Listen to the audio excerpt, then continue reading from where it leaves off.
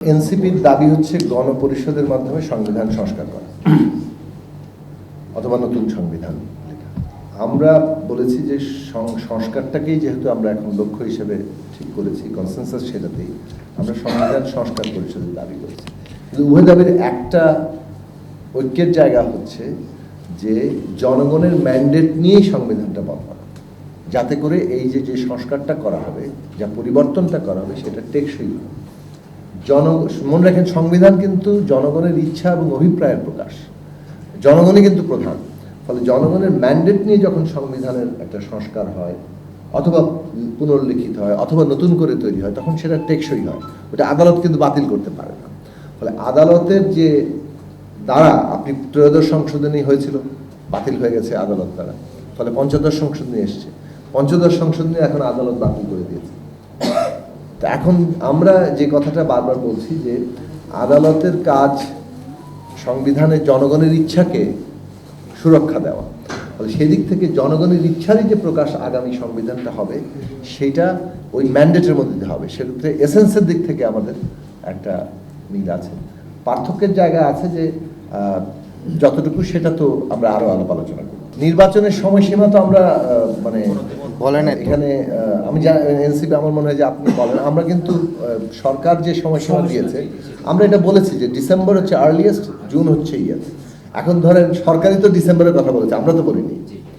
December থেকে যদি পেছায়, তাহলে সরকার নিশ্চয়ই আমাদের একটা যৌক্তিক ব্যাখ্যা দিয়েছে কেন দরকার হচ্ছে সেটা, তখন আমরা সেটা নিয়ে কথা বলবো।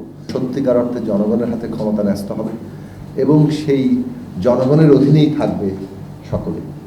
সেই জায়গাটা রাষ্ট্র কাঠামোগতভাবে তৈরি করা কিভাবে যাবে, সেইটার উপরে আমরা অধিকতর জোর দিয়েছি। এবং সেই ক্ষেত্রে সংস্কার একটা গুরুত্বপূর্ণ এজেন্ডা।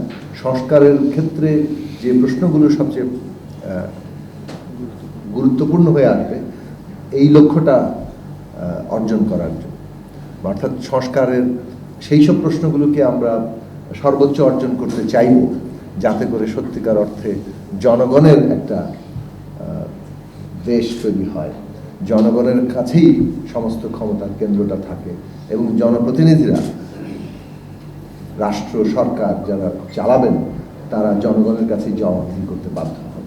তো সেইটার কাঠামোগত জায়গা নিয়ে আমরা অনেকগুলো প্রসঙ্গ নিয়ে আলোচনা করেছি। বিশেষভাবে আপনারা সবাই জানেন যেগুলো নিয়ে কথা হচ্ছে: 70 অনুচ্ছেদ, সাংবিধানিক কমিশনের মাধ্যমে বিভিন্ন সাংবিধানিক পদের নিয়োগ, প্রধানমন্ত্রীর যে টার্ম, তারপরে আপনার এখানে বিচার বিভাগের যে পৃথকীকরণ, নারী আসনের প্রসঙ্গ, স্থানীয় সরকার প্রসঙ্গ,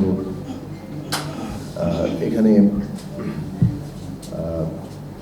দ্বিকক্ষ বিশিষ্ট পার্লামেন্টের প্রশ্ন, ক্ষমতার ভারসাম্য, আনুপাতিক প্রতিনিধিত্ব, এই সমস্ত জায়গাগুলো নিয়ে আমরা আলাপ আলোচনা করেছি।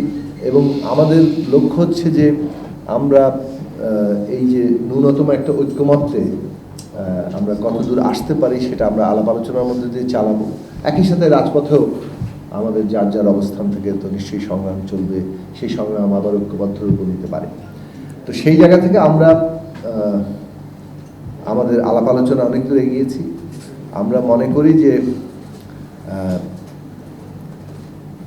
আওয়ামী লীগের যারা এই হত্যাকাণ্ডের সাথে যুক্ত, গত 15 বছরের গুম, খুন, হামলা, মামলা, লুটপাট এবং সর্বশেষ জুলাই আগস্টের নির্বিচার যে হত্যাকাণ্ড, এর জন্য যারা দায়ী, প্রত্যেককে বিচারের আওতায় আনতে হবে। তাদের দৃশ্যমান বিচার আমরা দেখতে চাই। আমরা আওয়ামী লীগের দল হিসেবে দায়, তাকেও বিচারের আওতায় আনাটাকে দেখতে চাই। আমরা চাই যে সংস্কারের একটা ন্যূনতম ঐক্যমত্য দ্রুত তৈরি হোক এবং সেই ঐক্যমত্যের মধ্যে এই সংস্কার কিভাবে বাস্তবায়ন হবে সেই বিষয়েও আমরা যাতে একটা ঐক্যমত্যে আসতে পারি। সেখানে জনগণের যে ম্যান্ডেট, সেইটাকে আমরা যাতে সামনে নিয়ে আসতে পারি, কেননা একটা স্থায়ী টেকসই সংস্কারের জন্য জনগণের ম্যান্ডেট খুব গুরুত্বপূর্ণ।